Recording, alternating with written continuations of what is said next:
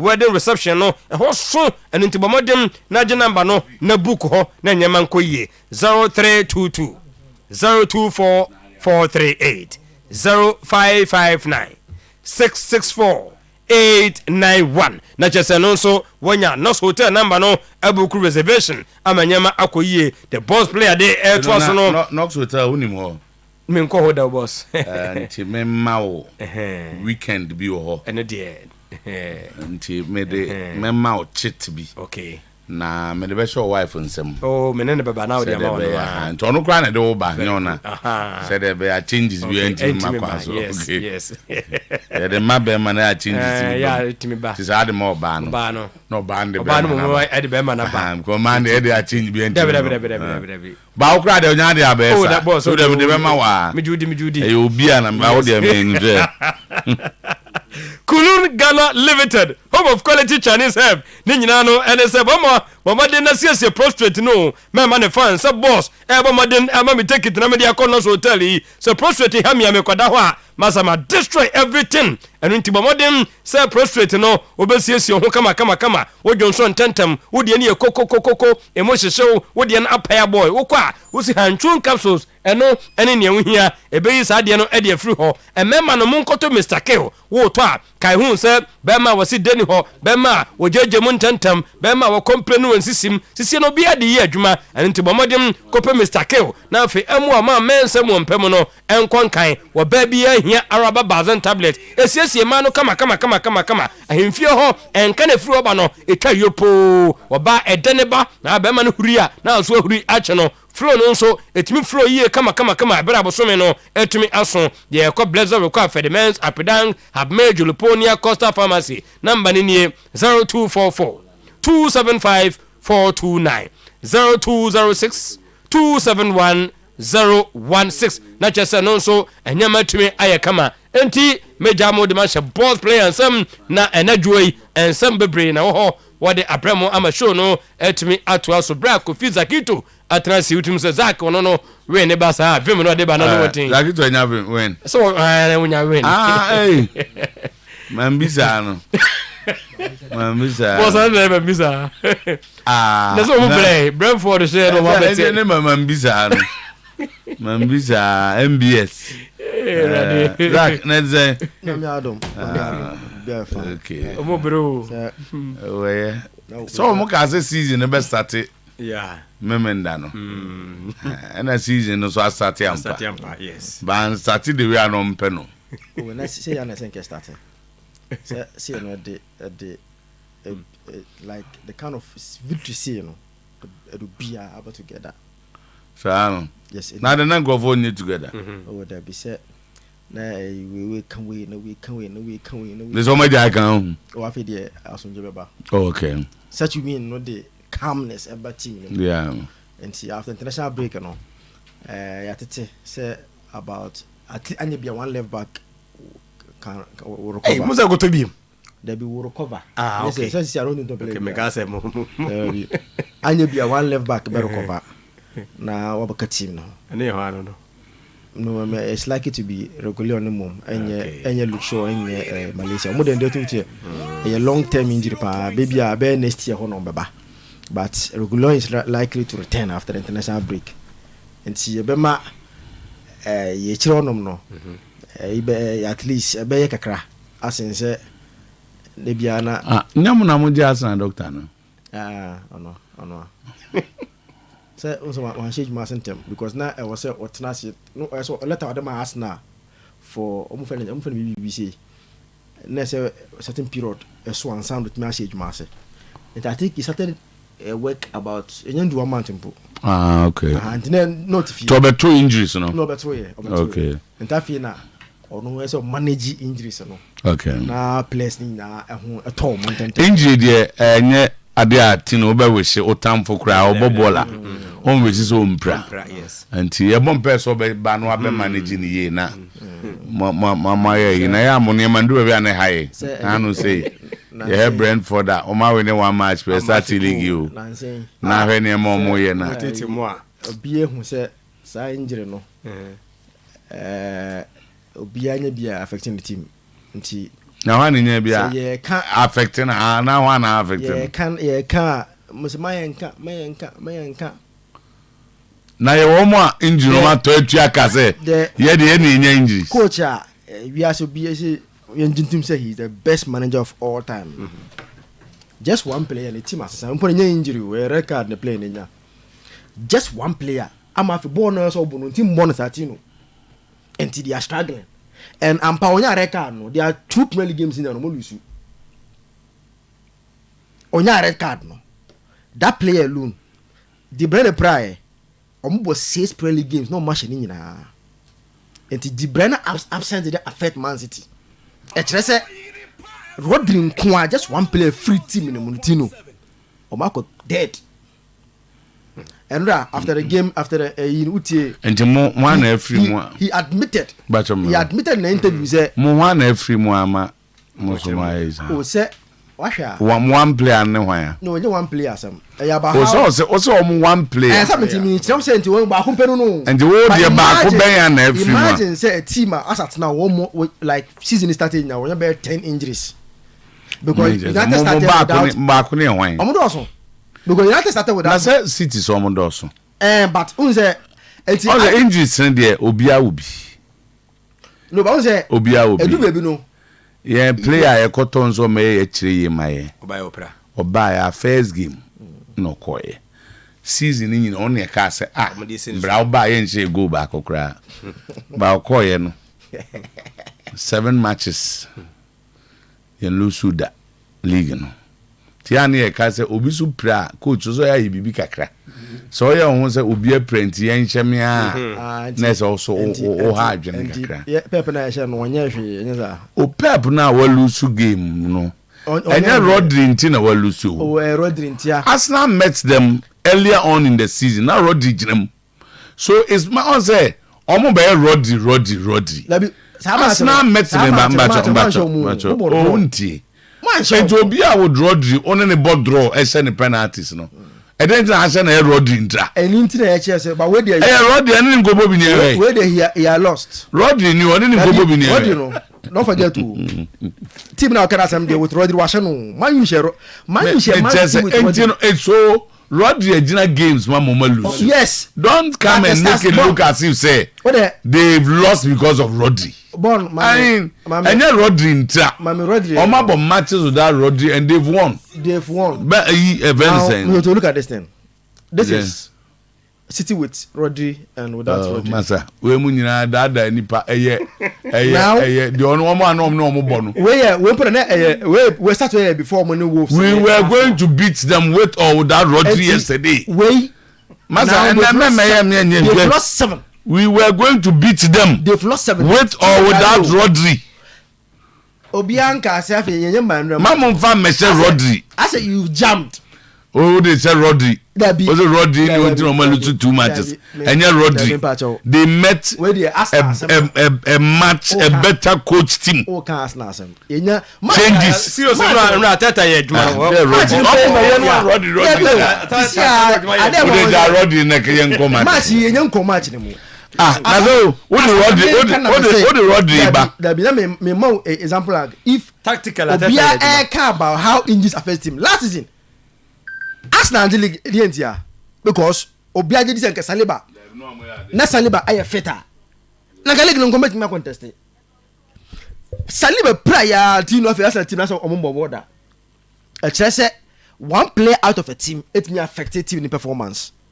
Enti born there obi edie pra na ye ka muma yanka cause bakumpo we bakupe Rodri pe but o dey fast na to nche Wolves say o dey say Arsenal na oba be na Wolves no and now one of the default wins amunya no they are playing well. Wolves don't know say mo a mistake no VR mo keep an ko boom mark on refi give credit to teams na munya Rodri anyway into aso Wolves okay Wolves Manchester United. Yeah. After no na ba foforo no. Like yanko na di and my man say me nia sem bia ka o de. Kan wasem ne yanko. Na mzozo ya start to Spain. Ya fra brand bi Lamine Yamal born again. Mame Lamine Yamal. And he scored the first goal for Barcelona after almost either from 2-0. Man be 2-1 before Barcelona they equalized through Sergio Roberto. Amana 2-2. Now the goal no, the excitement about the goal here. Also before even this game, now we had the youngest debutant for the Spanish national team. He debut at the age of 16 years, 57 days. The previous record holder now Gavi, again Barcelona player, 17 years, 62 days. And this boy Lamine Yamal a breaking record of the youngest debutant for the Spanish national team. Ono making debut at the age of 16 years, 57 days. Again, he became the youngest scorer for the Spanish national team. Previously, Gavi and was a record. No, this small boy a breaking record at the age of 16 years, 57 days, and we're the youngest scorer for the Spanish national team. Now I'm so to go now. No, we're the youngest scorer in the history of the La Liga. Previously, na branch friend Fabrice Olinga, no sinakan Edma Malaha, or a record in 2012 against Celta Vigo. At the age of 16 years, 98 days, and Fabrice Olinga shall go in the La Liga, or be the youngest goal scorer in the history of La Liga. But today, the youngest scorer no a branch friend Lamine Yamal, 16 years, 87 days, and Okuta's record no for the youngest ever goal scorer in the history of La Liga. So to Barca team no. Unse season started no, they were winning. There's a lot of hopes they are back to their best. But watch your games now. The rate at which they concede chances, the rate at which teams are able to break their backline and score goals against Barcelona, are very, very alarming. And you understand why in their recent games in their strike, they have to fight back from 2 goals down to get the 2-2 draw. But then the story about the game, no, Lamine Yamal, why the youngest ever goal scorer in the history of La Liga. Mr. Otuo, and I say the absence of Luciano Spalletti at Napoli because Rudy Garcia have shown say on the man to replace Luciano Spalletti. Osha, this season, the only change in the Napoli team now, Luciano Spalletti IDJ League, you know. Kim Min-jae, our free Napoli ako a Bayern Munich. But in the first 11 now, or the ball born, 10 still started games at the Napoli, but they are struggling. The game now move on the pattern, and they are struggling to get goals. Unlike last season. Now Victor Osimhen Esco goes for fun. No? Now Osimhen Nankasa is struggling to get the goals. It's a matter entire Napoli team no fail to function. It's a matter you could see say clearly they are struggling, and I think Napoli again they are bad start to the Serie A. No, as a suit Otuo-Acheampong. But 3-1 to Fiorentina at home. Already last question Napoli at home. And then also Fiorentina Akusho Atuma, I think it's a bad results for Rudy Garcia as Oshe na for Milan they won and they are leading the Scudetto. I think it's a more about so for that winner Omu Enya, you know. Mr. Otuo, and again a lot of games in the Premier League, but first the Zerbi that game once again. So far here I'm say Jurgen Klopp coach Onyan Sheno. Only share more than at least 3 of more. Only share no. Manager friend Roberto De Zerbi. Once again, and game in a 2-2 draw. Very, very good game. Both teams seen a moment. And okay, it was a first half and a Brighton move and then they take a lead. And I say a lead. First half no so good. No, Liverpool won the first half. Liverpool were very good in the second half, but they lost the second half to Brighton. Martin and 2-2. I think Alisson and Van Dijk errors, because the first goal conceded, and if you say you blame Alisson and blame Van Dijk for that errors now, but once again, I dare deserve to watch. Let's say I'm saying for the teams, England like for no, Manchester City, Arsenal, Liverpool, or Barcelona, both our teams, because Arsenal come. I didn't understand how. Or Shas and Asan so shame be. But was so. And Balkas will be bad, so as own to me, Jenny be. So I So said, there 1-1. yeah, was it? Shana wasn't make a was And by Asan's washing. Me count. Or Sansan Abacasa will be asked the all shall be Jenny be. A year or say or Emery, to Asan so share no. But aggregated and then the brother. Oh, what the aggregate bums saying? One was 4-2, one was 3-0 as a 3-1. And to was said, yeah, and but aggregate. do come more bass over Bourma, but you Arsenal film. Manchester and Liverpool, dear. Why, on the city share, no, so I should be. And he cannot, men Franco Frafra Nema. But I not to very good game, very entertaining game. I think another style in the making. So walk for 19-year-old with a Baliba. And already, and after the interview, Utiela was it, they have another 80 million player in the making. And boy now born airborne so too. And no one was it is in the end you see big teams chasing the boy once again. Strength or one day is able to on a small club, so big teams obviously chase them. So John, this is a small club. And no matter that will happen. Yeah. So and anyone said they will chase them, and I think even that boy a Dinga. Very hard year, papa, and then they trouble Liverpool. But I think Liverpool. What is that? No, go so related Dingrana or back or no. Some guy Ivorian, say they are related. Yeah, also related. I must say the wrong one. Where's Simon Adingra? And I'm back when I'm saying, we are not. I want for where I got to for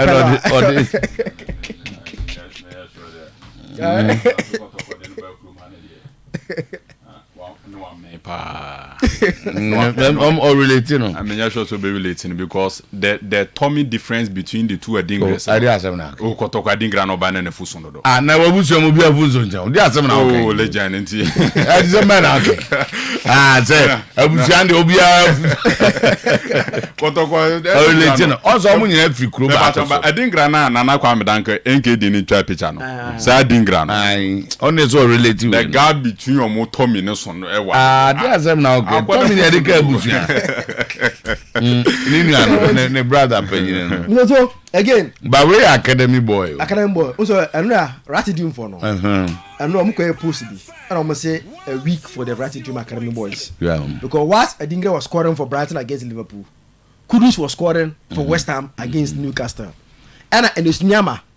Now I shall go. Nyama Lyon in the French League A, and their products, were all in fantastic form yesterday. I think Ratidum for no. We're very happy for the money more boys, a boy and Ra. Manchester United, a difficult game. Brentford, one of the difficult sides of Ubenya born in the Premier League. They've shown over the years how close they are. So I'm going me.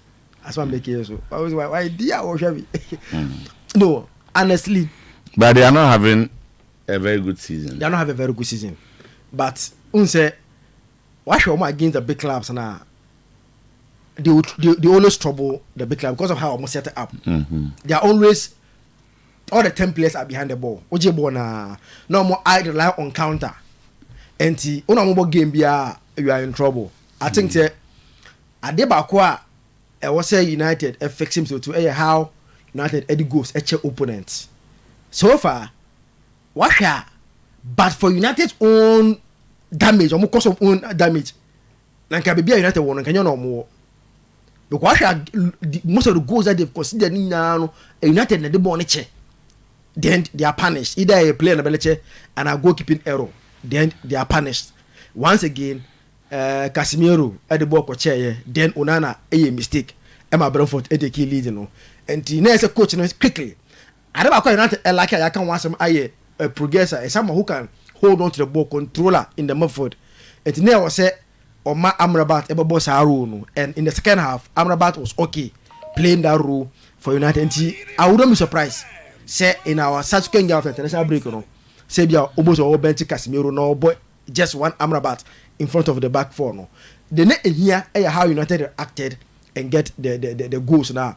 Omunya na omode a winning game about 2 goals because that win and bam so too. Okay. Nanka the base the kind of pressure can be team no. But with this win, it's a come all on down. Na my team no I bounce back. Na nyama konka. Finally at the Emirates. It wasn't an interesting game. It was a game it is a purely tactics. A game who enjoy because now you're too tactical. Legend. Now you're too tactical. Born for camera to Mr. So be who the oil. Now you're too tactical. A gamer. You see, go for Arsenal City to play a game. Near 3 shots on target. Actually, how like teams need now set up to play. I saw for the first time Arsenal team don't be very careful against Man City. So they decided to say omo enye like they won't like attack and leave that spaces now. City beje the partnership omo. What I know answer no. Say na people go to esuru. Eti once Ateta to say ono no everybody safe no. Pep Guardiola also was afraid coming to Anfield. And to also set up the team say the bear on next spaces and from Arsenal. And to share to both Arsenal and City Obia Ambo High Line. At any point in time, you will see Saliba and Gabriel. So more half for them no. They don't cross the center line. Diaz and Sonny Ike some cross center line no. Obia Ambo High Line. Because we name say Okobo Sabo na the opponent have what it takes to punish you if you play that kind of football. It's not a lot of chances, very close game, but in the second half, once again, so I said on Saturday, Mekachira was in the community share no. Adi Arsenal a year in the second half to win the game no. When they decided to use Havertz for that long balls. And Ushe ball na time na Havertz ever game no Arsenal a resort to yanko long balls no. Arsenal were within that period no. Arsenal were like more more productive. No, more productive. Yes. Down first half. Yes. When they decided to have a we have Partey who has the ability to locate those long passes. You know, have it a very good with hold half play. Saudi has more time now have it bad game. You know, Arsenal sort to say now passing them why because you know Muford no. You're crowding the Muford is not working. Arsenal are not creating through Muford. City are not creating too much food. At the end of the year, let's go to the other option, no long balls, no, and it worked perfectly for us now. Even though that kind of goal now being, but every goal, the most important thing was Arsenal added 3 points, no. Now I never quite a year to something catch us so soon because we accept anything apart from win from Ateta or no. They can be beyond to. Tabana Pep a substitution, no. Also, Oyerepa as I say, form. He was getting tired. It was to Belgium, you know. Doku. Ebem, no can left. But on the exam, Zinchenko so. No, he says Zinchenko Emre, like he's tying legs. He come and use that advantage. Into one attack fast. Oh, that answer there be. Let me counter that substitution by bringing Tomiyasu. Though he brought in Tomiyasu to stop that. Inanka Pep also could take advantage of Zinchenko's weakness or left side on him. No. And another game, I said the excitement because of how two teams in now. No, Omu are very cautious. No, be able to be a mistake, but I think William Saliba has shown he's growing at the age of 22. Born now, Bono, Mr. He has really matured. He has really matured. Legend. Arsenal. We see Ganes. We see Arsenal. We see Arsenal. Hey, we can do there. I think that from last 2 weeks, about the just ended weekend, there has been a very good period for Arsenal in the Premier League. Okay, in the Premier Champions League now. Champions League in a normal way, but in the Premier League in there. Why? And normal Arsenal here the last 2 weeks, I think that. So last 2 weeks you won, and I just weekend the most answer winning. I said 6 points and a swasha offer 6 points and Arsenal pick it in the last 2 weeks now. Check it other top 6 for an say teams now more fighting for no teams Tottenham has pick 6 and Arsenal pick 6 City I drop 6 says an intelligent Manchester City I drop 6 points Liverpool I drop 5 points so we lose to Tottenham Hotspur and no more a draw against Brighton to lose 5 points so who legend. And it's also 6 points now. Arsenal picked the last 2 weeks now. And on the nay, in terms of goal difference, and Tottenham Hotspur better than team friends at Arsenal. So the last 2 weeks, very, very, very good. And legend, these are some of the games. So we a coach. That's what to me when you're looking at Arsenal current position, and my coach friends say me Arteta a lot of confidence. And my players in GDB say we are getting there. Sienye draw cry na legend beating Manchester City last season. Watch Arsenal share home and an away. So last season legend Oba Emirates no 2-0 in favor of Manchester City. But this time round, Mikel Arteta and Arsenal my very good performance against Manchester City and major 3 points. To the last 2 weeks in the legend Ose Ganes. Ose Arsenal. That's a young game number craving. This is Mikel Arteta. That's a baby legend. I'm catcher say. I like people who learn. Well, Adetia son legend also say be kakra. Because Adetia son na things keep on evolving with a normal evolving sir. So you as a person, you made the beer with the beer and I was on with me kakra at the can home. The Mikel Arteta no very simple. Last season Manchester City against Arsenal. They won a game in say Arsenal at the Emirates. And a party Martin Odegaard Granit Xhaka Aje born no more Bobon or Emirates. In terms of total exchanges passing, but Manchester City be defended in numbers.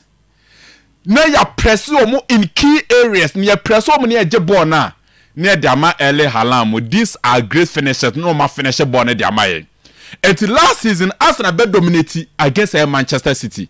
But City will have the best of opportunities because of the mentality now. Pep Diaba say we are closing in. At this stage, you hear boy at this stage, you hear results. And Yanko bought 30 say bet me Manchester City for results. This was the game plan Pep Guardiola the bar last season. But another game near sharing and say, okay, this time round, we will also be quite conservative. Especially the first half. My yesterday Manchester City game plan. Near home game plan now, we can open up and play the kind of football Arsenal for person mobile. Until legend who and say, Arsenal decided to stay in the game. Let's play a very compact game, very close game against Manchester City. Say to me, boss our boni we are near open up. And to who declare rice. No one about to offense Jorginho. You see the two wingers now you saw in Gabriel Jesus and Trossard. Let's defend near close spaces and near just a bit men counter attacking football against Manchester City in the first 45 minutes. So legend, this was the game plan of Arsenal. Now, baby, a game necessary very simple. Legend, you call by the second half no. And I make Arteta who say the last 10 minutes to the end of the first half no. Arsenal started some more bad game. So second half, let's continue from where we ended the game in the first half.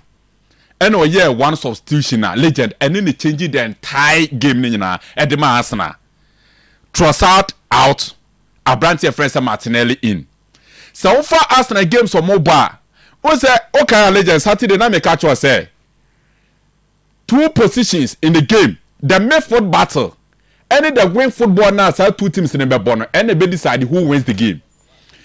The very moment Gabriel Martinelli Bermuno, Arsenal were playing without Bukayo Saka, and Martinelli in the first 45 minutes. Saka there for the 90 minutes, and Saka Amoboni bi. Obi Osha Arsenal be who say, indeed, the wingers of Arsenal in terms of 1v1 situation, they are very good. So Martinelli on the left, Bukayo Saka on the right. So missing these 2 key players on the wings of Arsenal no. Now affect Arsenal 1v1 situation and no quick transition and no more. And what they Martinelli buy. Legend the very moment Martinelli buy game no. the quick movement of Gabriel Martinelli, the direct football boy in Ebo, how purposeful he was in the game against Manchester City yesterday. As the side game in my team friends said Arsenal, they started creating openings, they push up against Manchester City, and then when they open outside spaces in our legend, eventually Otimidinya Saguno. Of course, Obeti can say a deflection there. But legend before that deflection e bebano. Now how purposeful Martinelli aye even at some point in time. Me Premier League na legend yes no. You could clearly see say Kyle Walker is the best right back in the Premier League. Yencheno.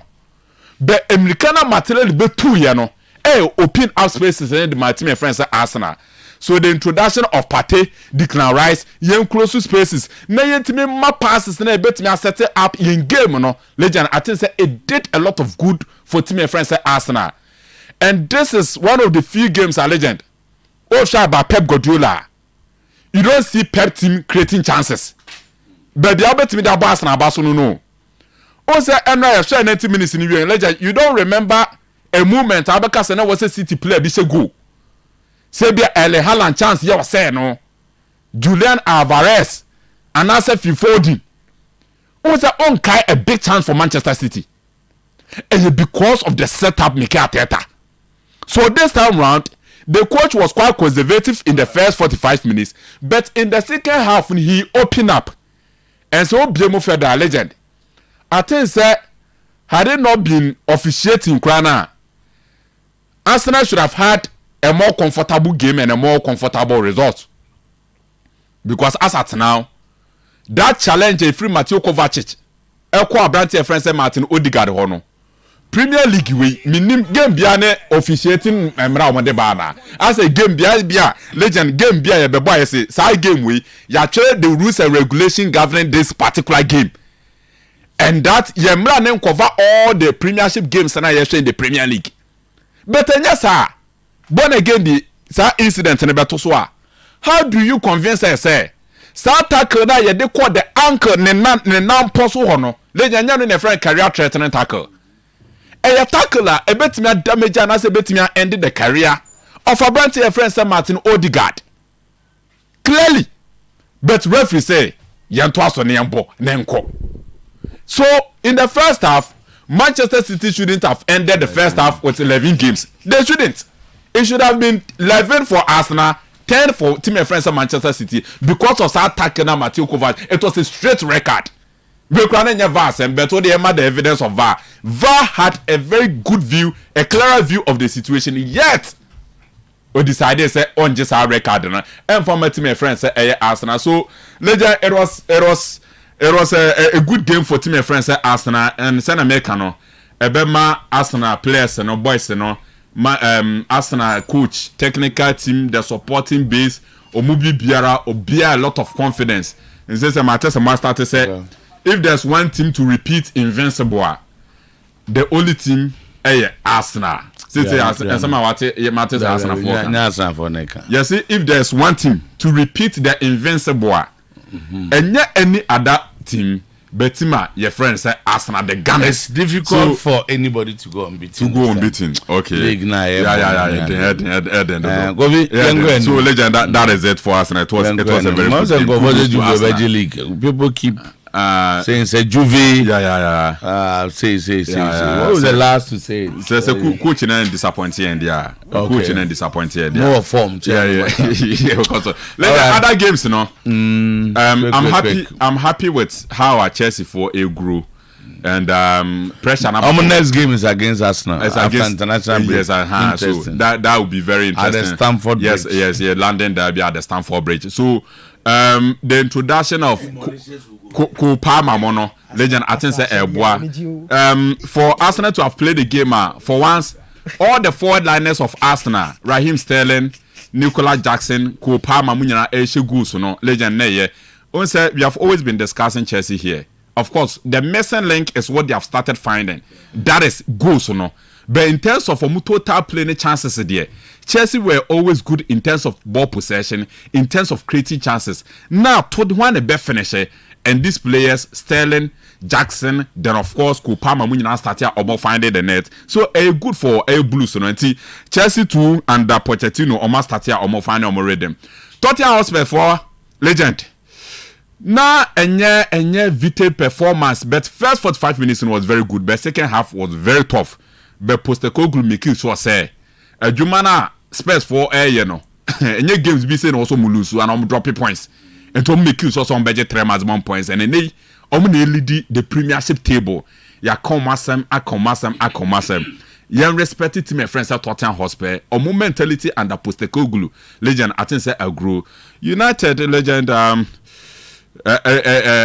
yada radio say nano penke ijabeto nkesam nkewiase enye dekorasa.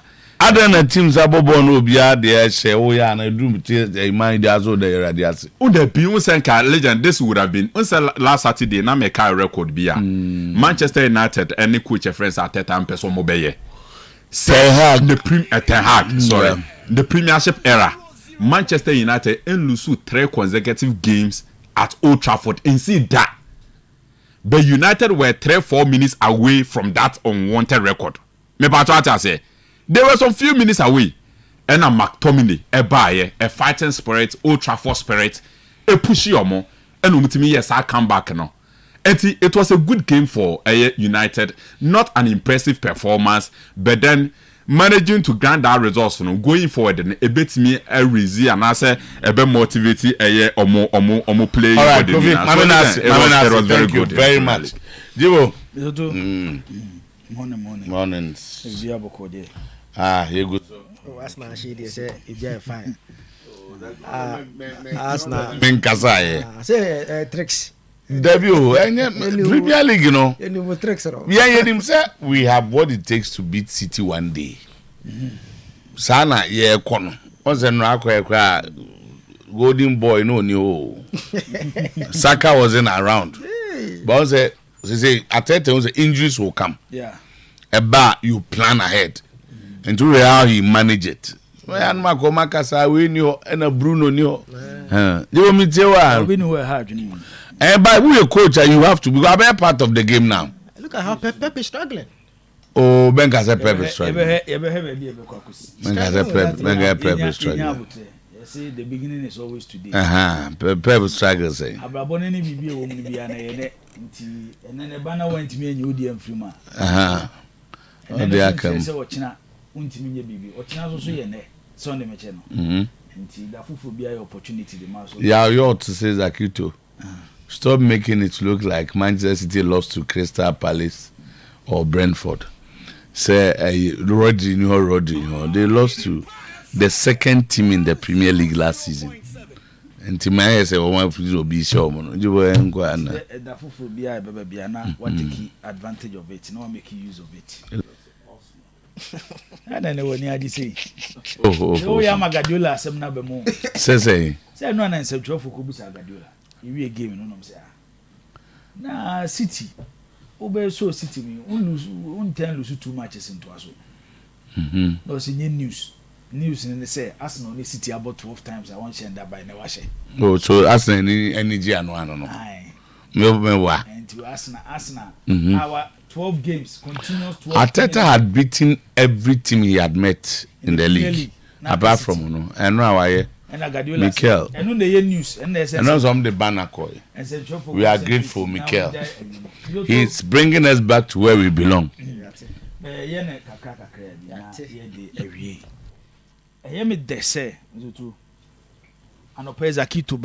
Na the concentration Rodri and the City miss Rodri and the City miss Rodri.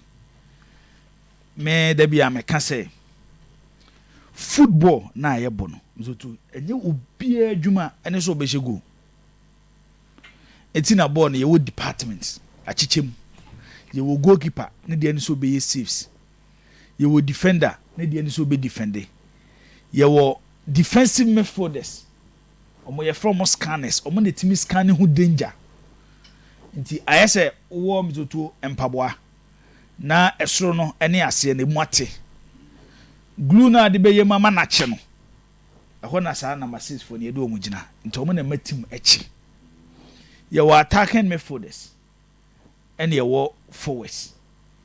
Attacking midfielders ebia their duty is to create the form of creativity no. Ɛnyɛ assisting nko na yɛ creativity. Sometimes pre-assist bi wɔ ha mtutu. Aya na yɛ more difficult to even give the pass than assist na di goal bɛba no. Then yɛwɔ forwards. Almost bebree na sɛ deɛ ne sɛ ɛso mo hyɛ goal. Obi wɔ hɔ a ne deɛ kwa nyɛ sɛ ɛso hyɛ goal da bia. Iti ɛba ne yɛ define how a team will be successful. There are certain positions ane ato akone. Na your attention na akoyɛ mo hyɛ goal. Me ka asɛm wɔ mtutu ɛwɔ ha sɛ me gitumi say the Barcelona team under Pep Guardiola would have struggled if no money Xavi ni Sergio Busquets, because what they offer the team at that particular moment, you know, say no money sell two players here, but to come back struggle. Message to me say invisible for asem ya na o kan na no pay. And if na ka invisible for ni be gina community Patrick Vieira. Real Madrid team na dominate to Europe Champions League ni wan and e ka ho asem no. Me to me say Madrid team no when they were winning the La Decima. Say no money Xavi Alonso. On meji to aso 3 no money Casemiro a ka hen na Real Madrid team ni be gina. But ye kan no Busquets Xavi bizo to onye Messi no ahye bi a season be ahye 50 goals. Alonso Casemiro omunye Ronaldo ana Benzema ana Gareth Bale. They be season be o match 40-45 goals. Patrick Vieira and Thierry Henry, because a lot of football fans celebrate goal scoring. But answer na goal she be ban BBC answer na goal she na ba. It yam the son of pay ye nua Zaki to say Rodri ni ano ni City team it affected City. No correct, because why will Arsenal spend 105 million pounds on Declan Rice? Do to the but not on the center forward. And the Arsenal bet you 105 million pounds. Their record signing. Akwakofa Declan Rice. But Mount says can ankofa center forward. So we share Arsenal team the last season. They see and say 1. Arsenal team ne elbow games. Na omo make Thomas Partey e that particular role na. And na Partey mistakes e that role na. Ye punish Arsenal. Until last round of the season, the number of mistakes are Partey at that role to a committee. When Partey injured, the number of mistakes are Arsenal and Timian correcting in the absence of Thomas Partey. Now a decent factor say Arsenal be spending 105 million pounds to find a player. Bema Boada 1 Otiro Nase. Obema Arsenal the omuni, then Arsenal will start competing. Enra game here ehwe. Martinelli ne be she go no. Bamzoto the contribution of a brand here I friend say Declan Rice in the game. Hwenei Gabriel ye bo game ni we me hu say afa man for bo Gabriel abaso. Take Gabriel you good. Yes o you good o. Space is now man for finding around Gabriel na near the punish Gabriel no and ye do be able to defend Declan Rice. That danger no sense. Tie nu na Gabriel ya adwuma nim farmer no. Na the Gabriel na ekono start no pass ko. Into the importance of a defensive midfielder and a holding midfielders in football. O de say what I can say kotoko team na omoji 83 Africa no. O de kan okure pass na omuni papa ko anka de na besi. But you know, near Sopukunti. But the most important player within the setup was Papako. The replacement never yet. Has team Niger Champions League 2000. Abraham Moshe Esperance. Yebeka Ishmelado. Yebeka Osekufo. Bamzoto. Joe Ansa. Any Charles Alute. Omu and Anema has team Neche. And the importance of defensive midfielders in football, they be say, it is so underrated. And we don't respect them. So we see the last 2 games of Mabams to Thomas Struggler. And when Pep Guardiola decided to about Natanaki and this Portuguese Luis Diaz as the 2 center backs, me will say be a problem. Kakra reason and say Ake defensive qualities compared to Guardiola, our ball no at left back no. say open a proper center back or ball like giving a holding midfielder to interchange position with the holding midfielder.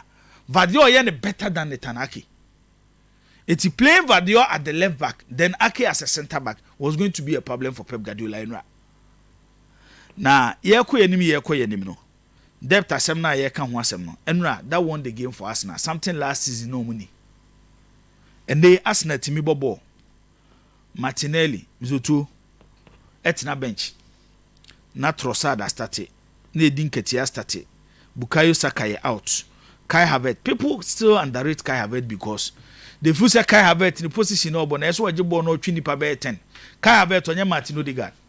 Kai Havertz is either a force number 9. Mizoto, a force number 9. Also Nshego. Also Hoyland as a go chain. Also 72 for no buy no. You want it?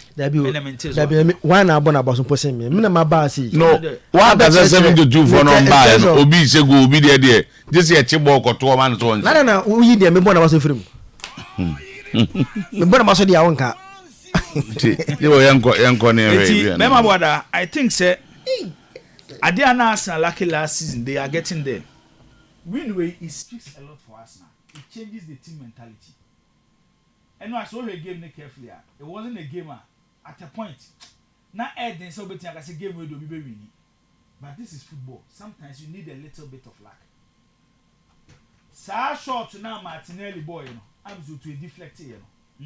These are some of the luck you need in football to even motivate your team. And they are po. Arsenal for you believe with something their last 12 games against Manchester City. No money say finally we can beat City. Beating the defending champions and the best team in Europe. Sunday afternoon, our London. Tima, top clubs across Europe. I struggled to play against them. And why last season, Zoto, you how City a punish Real Madrid. You how teams Bayern Munich a struggle against City. It is for Arsenal to beat a team like City. And where we are our Emirates, it speaks a lot. Ebema Arsenal players need believe. And they Arsenal timibo game. Arsenal need Thomas Partey. Arsenal need Bukayo Saka. But Arsenal timi find a way. Julian Timber. Oh, they say Timber do nyamo bebre mi ehun. But he's part he's a quality player. It's definitely obetimi the account. But nay, so Arsenal bobo no money Partey say the last season no money now. Declan Rice can play that role, give Arsenal results. This was what Arsenal was lacking last season. I still think say City are the best team in the league. Yeah. Too early for anybody to use their last 2 games no more lose to judge City.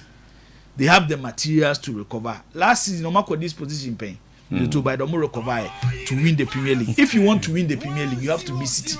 It's Enra Arsenal for against Manchester City. No. Okay. Manchester United game on the Brentford boy. No. Okay, Manchester ball Champions League game ni we no. Sa de chain ya majuma no. Near Thursday. And I'm back and say bicho so many Galatasaray no. Memfa so bo ni mo bia to certain hard.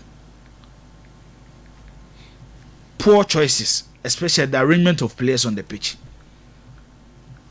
What about against Crystal Palace? Mizoto. Amrabat committee a foul which name he saw committee a result in a goal 1-0 Crystal Palace at Manchester United Old Trafford. Then in the Champions League, you know Asakoba Amrabat.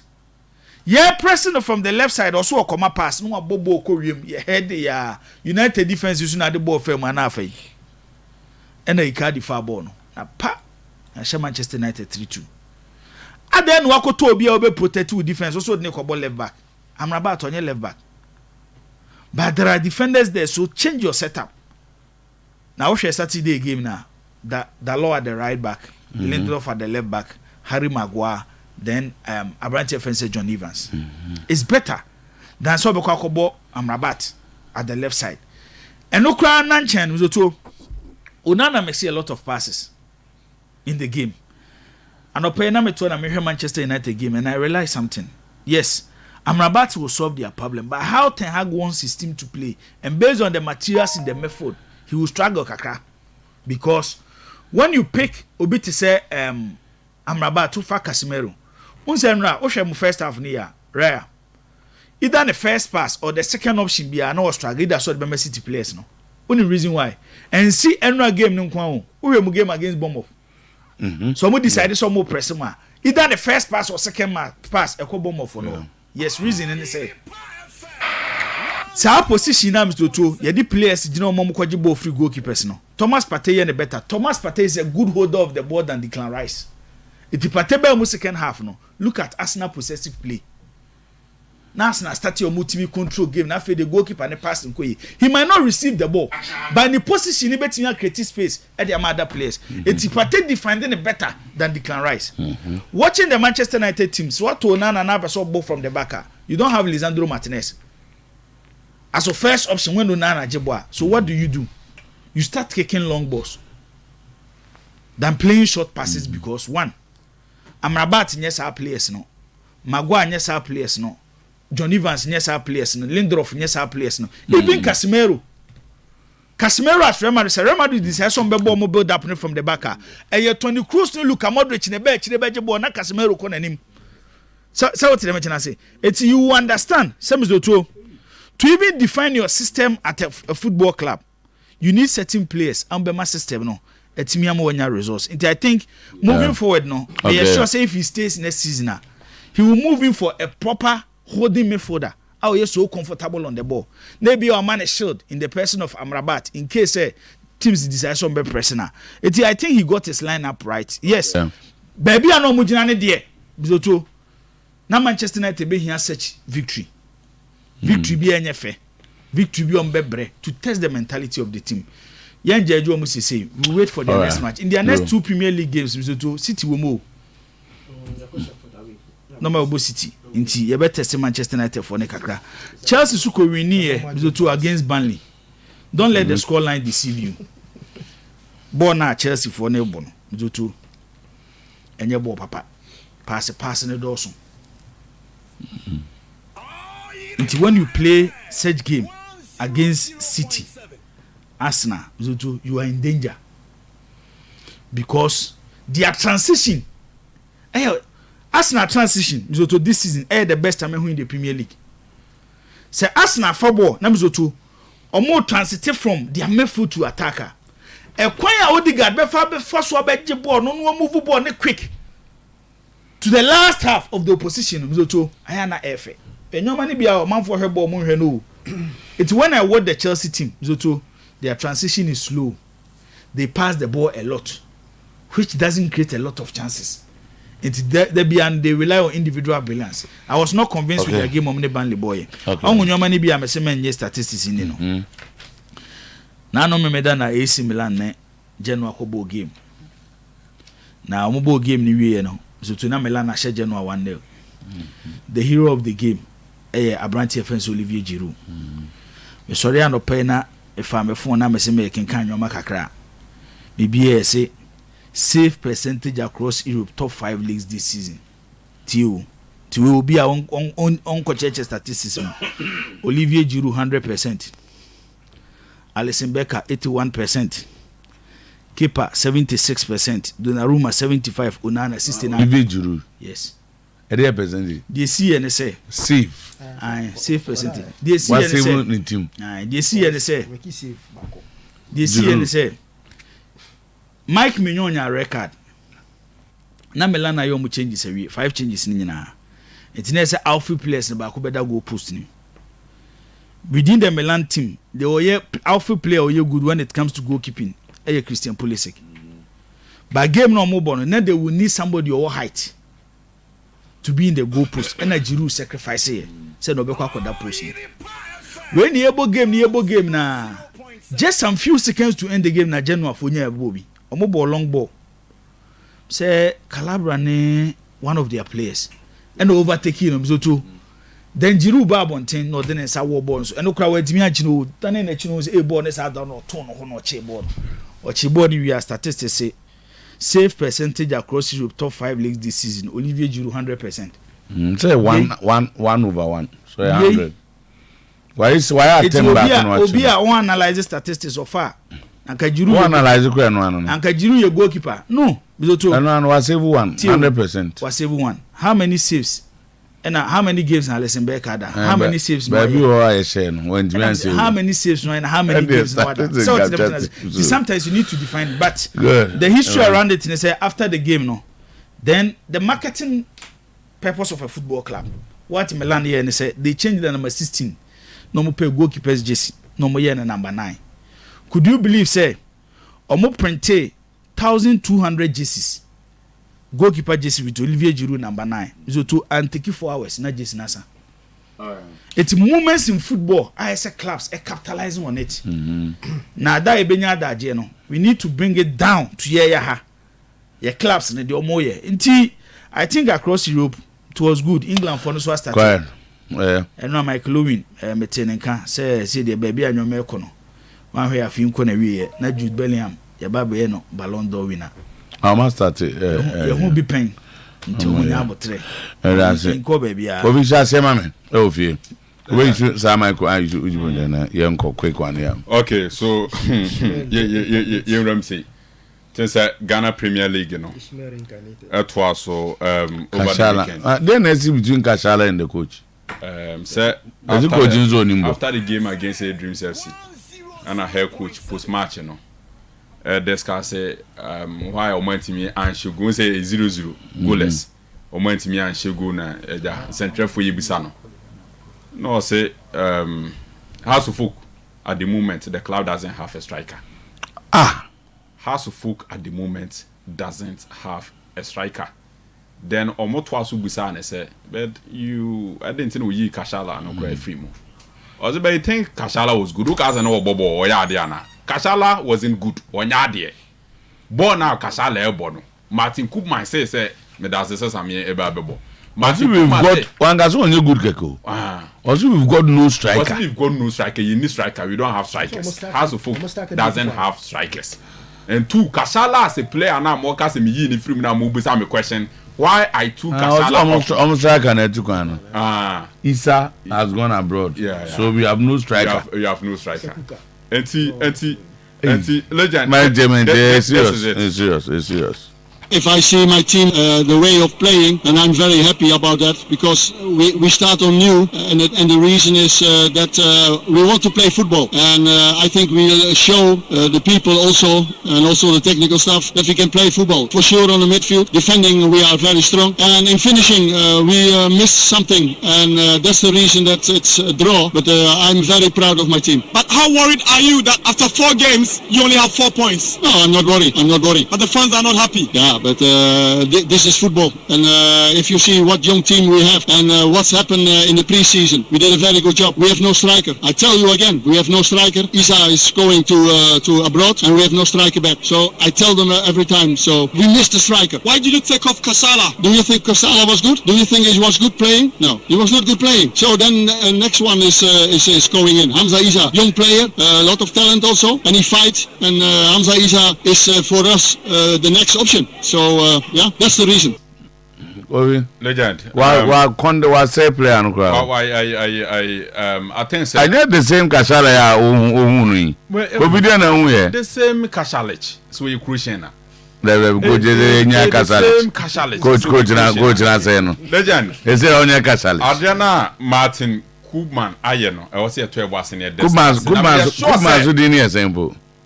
Oh, say based on the style of football and also about Bono.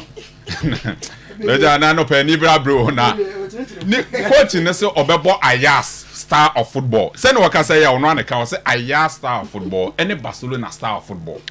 And I mean Otuo-Acheampong the legend say me share football. Coach me who say Obo Ayas philosophy. Any Barcelona philosophy. Your friend Pep Guardiola. Enjoy the dinner. Exactly because of the style and the philosophy, no combination of Ajax and Barcelona. The Pep. Now one was over cast over one over. Kakra now all the mamini can discuss is our man friend Martin Koopman. Legend. In the first place, I tell you, House of Folk company for right after the interview, the post match, they should call Martin Koopman to a round table discussion, to a meeting. No one can say and say yes, son, post match. Postman. Postman, why experienced man? No, experienced man can also get it wrong. A better pass will be a very much experienced at a certain field. But legend Utimian wrong. Legend Uti football chi. how many times any players fed the so could disappoint? Their coaches come to the post match and defend their players.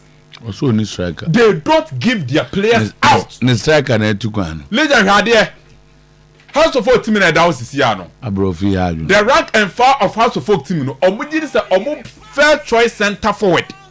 Omu number 1 striker. Eya brand here friend say Kasala. And the coach in the catcher say Kasala no, he is not a good striker.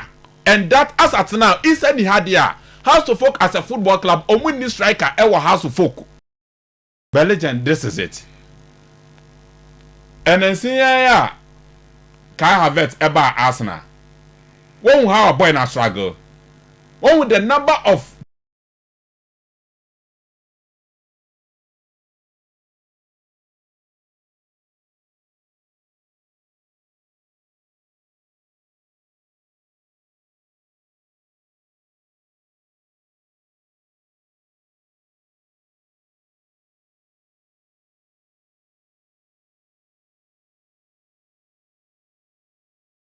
coach. no. Kakana me match no.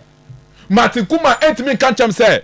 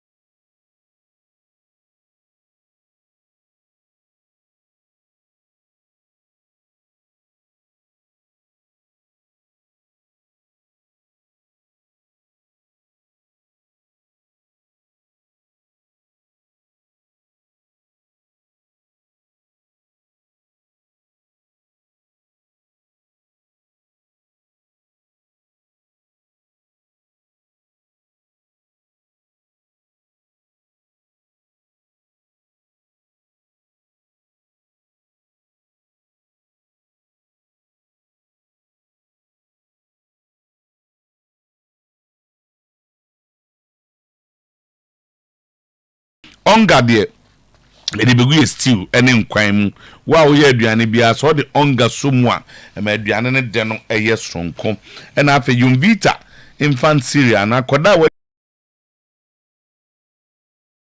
Yumvita ibi na de tie no se eye wheat rice ena maize ahodo miensa ena ewo ho aha ni nyina nti anu apa bijibo ti emfa de aka nko wi a mebo papa bi di ni achia ne ven kwa me asare ena neso ye na birthday ebe ni nyina tutiu first na ne yakohwe kotoko training wo cricket no na ya dan fubo ebi wo me ye so so ti anopai wonde o ye mabusu me wo fakora no efe no lumba nti yesima ayi yesimu si yakohwe training grounds na yakohwe kotoko training no cricket amzo to no odimrika no odikan na oyede ya yebekwa akosan no nti no odikan tumrika ntem na eso okonanim but oyede yebekwa akosan no enu bi nem sa two for ye this season no adomade na owura fi ball first match ni wi omo house of folk na wa league table no that one after 4 matches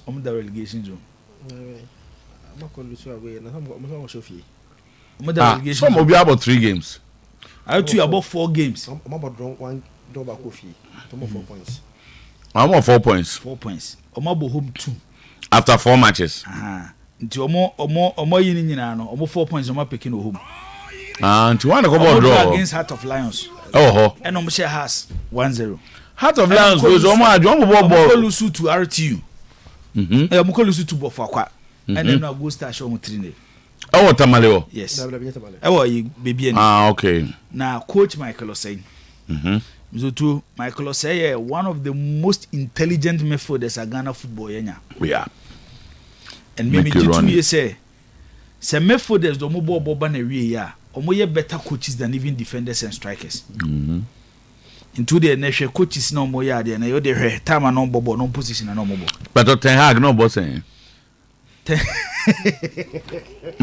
say also can una Zach Ten Hag no position is eh. No defender na. Okay. Season way. Say Michael Osei amfa Go Stars and Rattle for my fan on. Also right because they prepared the ground. Team no more their man players no more their man no. There's no excuse. Yeah. It may catch the baby any for our muti and no pay. And no more share say. Mu coach Michael Osei mun task no said this season issue. Na mo mun tanechi. Oh, say no dey one tanechi ma. Mo so why mo go task no ma go da. Mo make sure some bibia say mo ye bia ma Michael Osei. I go tell you so utie. Say enye ono adam for Kwame Asare. Enye Go Stars and am so too. Any historical background when it comes to your Premier League in the size of Motimi Premier League with the materials available. Better as Onji. And can make chance of Onji League. But they can win the league. Based on the players they have. Based on the players they have. And no more game no more boy against Kotokono. You could see a mature side. Memaka say in the last 5-6 years. See baby no points 7. Baby anyone, my share league. Almost hard to no share Kotoko. Yeah. Away matches night. I'm lose me no and so man bodro. 6 points. Bad one a lead. You the lead is about Fakwa. Almost 8 points. Legon Cities was 7. In Swaterman was 6. Libiani Go Stars was 6. Samates was 6. Adriana 6. Olympic 6. Now they have Go Stars in some way no money. But say offer individual players or more. Me in the last 5-6 years, Mzutu, your league na ya born Ghana hano. Me for the BN who nimbo ne bochan brante defense apia makati. Engine hano. Yeah. Oh yeah. It is a oye consistent to Go Stars based on what is given. Omo onazo be pa hodin ni ba kwata ne nchen. Omo oba na hene. Yeah. Omo fa Sadat. Yeah, Sadat. Perfect. Say we boss our 3 midfielders we are. It should compete with any midfield in the league. Where your top 3 midfield combination and Michael Osei no. Grade A. Then Roland Frimpong. Bizoto obi o share Roland Frimpong last season e RTU. Bizoto when he has the ball, say we kura ball no. Bizoto you can't players or mobile whether he's operating from the wings, middle as a number 10 na only take ons or sa offer ugosa a Roland Frimpong. It's him one side nra almost share RTU 3-0. Olympic Super Bowl 0-0 against Lions. Sugakope. No, Olympics ne Kerala na boy, yes. Bofakwa ne ball draw. Bofo from Pomanson. Legon City su ye team to watch. Park was Femi, yes. Wash me. Sikasem any problem, no. But so more to us to say, I'm to do. It's not easy to pick points at certain venues or league anymore. Na ye can to pick point against Nations FC based on their record in Division 1, even in the Premier League. Sometymer became 4-1, so to their next game they lost to Nations. It tells you how strong Omo home to pick a point from there. HSO is serious side. Karola returning to Tamale 0-0 against Olympics. Good results for Olympics. In so at a mind there some akase my Sokuna should be part of the top 6. And one midfielder from last season he keeps on scoring. Manaf and on the only go of the game at the moment against Samates. House of Folk Asemno ne kanedin but nukure wumu pa ne se coach no Kupman no one coach and Dr. Prosper Nate Ogum omonyomo omoye no ese it looks like omuni omo first 11 cc but yes esi on me fa pen to na me check nyoma bi ha sabo bofakwa ha sabo RTU ha sabo Nswatreman and ha sabo Dreams FC. He keeps on changing his starting 11. Onyanhu team. Enti echese onyanhu nya the first 11. Hwetimo de bo Nswatreman, hwetimo de bo RTU, hwetimo de bo bofakwa, na hwetimo eno de bo Dreams FC. Eti the number of preseason games no mo boy no. I'm defining the first 11. Said this is my first 11. Enra the Dreams FC team I watch. Zoto my memo Karim Zito Abaso. Why Juma? She unim the house for somebody. Dormont. Yes. Has your imagine say they will go in for a physical battle. Dreams FC decided say they will let the ball do the talking on the pitch. Reason they say has for film say Dreams for Abre because of African competition. No. It's your corner hoden so. And Africa no more no because of injuries. Until they decided to let the ball create spaces for them between the two sides tactically. League table. Dreams FC tactically Dreams FC no more better than House of Folk. No more nim the more than House and no more Park and so. The only thing House of Folk was doing was to pass the ball. Passing without ambition. It's when the supporters charge on the coach, they are right. Makasa League na Ebomzoto, apart from Mediamani Dreams FC. Other 16 teams from Makawa League in Momunyina preparation na yepe. I'm yet to see a team in the Ghana Premier League this season want more than 10 players before the start of the season. Yeah, to toy. Omunyina uyi Mediamani Dreams to nchenya. Omunyina started pre-season virtually at the same time. But it looks like coaches Nibu Oha, they are yet to find their first 11. Time will so entren obia. Yeka 4 matches. 4 matches is 12 points. 4 matches, 12 points. It's bema boda. Say 12 matches, 12 points, no. Obi timi fam even 10 points from a possible 4. Now also about 4. Now Mr. Otuo 2 points. The gap is 8 points. Nipa na when you're 10 now when you're 2 no. He needs to lose 3 matches. And sound what me ache no. Also bet me renew 3 ni nyina na. Eti I think baby bakwa the House of Folk management or the board should force the coach and say he should have his first 11. Say not unyanya. No, say the more you change your team, that's all neighbor for kwa. Based on the lineup a House of Folk the cool game nature, the intention is to get a draw. Share football na ye or Ghana and the football anybody am so it comes with a lot of factors. Abbas started campaign and there were House of Folk supporters no money Abbas in Yarden. But I think one way or the other Abbas was right. Teams are so comfortable playing against House of Folk. Our class posted. And what Dreams. Almost rohe. There's a park now. Like Dreams on my class posted. What I'm trying to say is hey, you home. That's where they also play. And time on say time on mobile preseason games, no. Because of the new players no mobile. Let them get used to the field. Okay. And ya fair Okobo League and Okobo game wo. Eti has team no at this stage, me feel say by their 5th game. The coach should be consistent with the lineup. At least 8 players there. Obona Ochina and so starting if they are not injured. Kotokone Accra Lions game never cost them. So a must win for coach Dr. Prosper Nate Ogum. No excuse. No excuse. Because unim Zoto entimi nya possible say Kotoko will play 4 league games in the league. Namzoto say nya win and Kotoko benya. Either Kotoko will stay at 2 points or Kotoko will stay at 3 points. I'm not sure CBS that. After 4 matches. Yes. Say Kotoko will either be at 2 points or Kotoko will be at 3 points. It means that. That's why I must win. It's in a must win for Dr. Prosper Nate. Okay. Accra Lions on say a Bobby Woha and a Bobby say Zoto. But I think there should be some changes in the Kotoko method. So me share in team any Jamanabo no mobona. So the mummy no kone against Accra Lions team no with Insobila because they don't press Insobila no here will be a pressing no. So we just say Insobila no money ball control ball no. It is set games. What do you need? You need players on be pressing. It's in there. I'm expecting Dr. Prosper Natogum say again. He need me for this that will press into okay. Say Lamte. Why are you used to your league? You don't put him on the bench in case you're fitter. Lions team are very skillful, and I will say it again. Baba Yaya, Zoto, Baba Yaya. So again, we say you need Baba Yaya because Accra Lions born no more born in an to say Brighton. The bigger space amount where you need to capitalize on it. So better saying draw. Say Usho Mummy no lake form dear. Usho Mummy no lake form. A draw will not be a bad result. Accra Lions starts as favorite. Okay. But also the history behind the two sides are. Look at the history. No more Fanko game which that's it. I think say Dr. Yes Anyomana at okay. least so 4 p.m. might get their first victory of the season. All right. But that's it.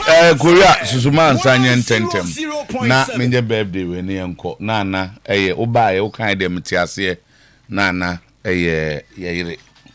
And yire birthday no. Mincham Mr. Kwame Asare, King's Lord Pub and Restaurant in Senya. Korea am do be called you sorry unko bebiano. It's the best place. After yanko. News time. Oyerepa FM